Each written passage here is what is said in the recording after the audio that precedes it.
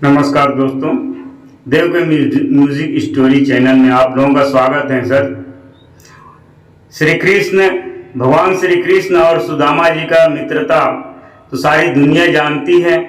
उन्हीं के बारे में चलिए आज अनचाहे कहानी सुनाते हैं। एक समय की बात है, सुदामा जी ने एक बार श्री कृष्ण से कहा, कान्हा, मैं आपकी माया के दर्शन करना चाहता हूँ, कैसी होती है माया। श्री कृष्ण ने इस बात को टालना चाहा, लेकिन सुदामा जी की जिद पर श्री कृष्ण ने कहा, अच्छा, कभी वक्त आएगा तो बताऊंगा। एक दिन कृष्ण ने कहा, सुदामा, आओ चलो गोमती नदी में स्नान करते हैं। स्नान करने चले गए। दोनों गोमती के तट पर गए, वस्त्र उतारे, दोनों नदी में उतरे। श्री कृष्ण स्नान करके तट पर लौट आए, पीतांबर पहनने लगे। सुदामा ने देखा कृष्ण तो तट पर चले गए हैं, मैं और एक डुबकी लगा लूं, उसके बाद मैं भी तट पर निकलूंगा। वह जैसे ही सुदामा ने डुबकी लगाए, सुदामा को लगा गोमती नदी में बाढ़ सी आ गई है, वह बहे जा रहे हैं। सुदामा जैसे तैसे तट के किनारे रुक गए, तट पर चढ़े, घूमने लगे।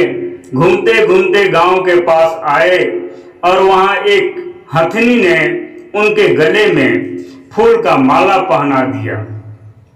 सुदामा जी हैरान हो गए। लोगों ने कहा, हमारे देश की राजा की मृत्यु हो गई है।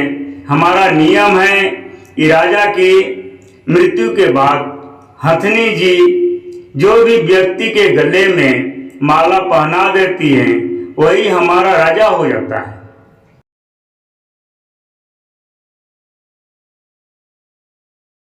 हथनी ने आपके गले में माला पहना दिया है, इसलिए अब आप हमारे राजा हैं। सुदामा जी हैरान हो गए। हैरान होकर उसने कहा, मैं राजा बन गया। और फिर थोड़े ही देर में वो क्या देखते हैं कि एक राजकन्या के साथ उनका भी विवाह हो गया। थोड़े कुछ दिन के बाद ही 2 पुत्र भी पैदा हो गए। एक दिन सुदामा की पत्नी बीमार पड़ गई। आखिर में बीमार रहते रहते एक दिन वो मर गई। सुदामा दुख से रोने लगे। उसकी पत्नी बहुत सुंदर सुशील भी थी। लोग उन्हें सुदामा को कहा, आप रो नहीं, आप हमारे राजा हैं, लेकिन रानी जहां गई है वहीं आपको भी जाना है। यहाँ यह मायापुरी का नियम है, आपकी पत्नी को चिता में अग्नि दी जाएगी, आपको भी अपनी पत्नी के साथ चिता में प्रवेश करना होगा, आपको भी अपनी पत्नी के साथ जाना होगा। यह सुनकर तो सुदामा की सांसें रुक गई, हाथ पांव फूलने लगे। अब मुझे भी मरना होगा। मेरी पत्नी की मौत हुई है ना, तो मेरी तो नहीं हुई है, भला मैं क्यों मरूं? यह कैसा नियम है? सुदामा अपनी पत्नी की मृत्यु को भूल गए। उसका रोना धोना भी बंद हो गया। वह स्वयं की चिंता में डूब गए। कहा, वही सुदामा जी ने कहा कि मैं तो मायापुरी का वासी नहीं हूं, मुझे आपकी नगरी का कानून लागू नहीं होता है, मुझे क्यों जलना होगा। लोग नहीं माने। कहा कि अपनी पत्नी के साथ आपको भी चिता में जलना होगा, मरना होगा, यह यहाँ का नियम है। आखिर सुदामा जी ने कहा, अच्छा भाई, चिता में जलने से पहले मुझे स्नान तो कर लेने दो। पहले तो लोग डाल करके उन्होंने नदी में चल दिए नहाने के लिए। उन्होंने हथियार बंद लोगों की ड्यूटी लगा दी। सुदामा को स्नान करने देखना था कि भाग न जाए। रह रहकर सुदामा जी इतना डर गया कि उसके हाथ पैर कांपने लगे।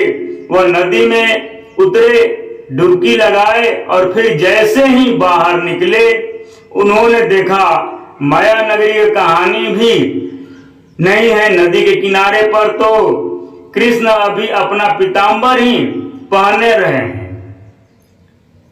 और वह एक दुनिया घूमकर आ गए। मौत के मुंह से बचकर निकले हैं सुदामा नदी से बाहर आए और सुदामा जोर जोर से रोने लगे। श्री कृष्ण जी हैरान हो गए।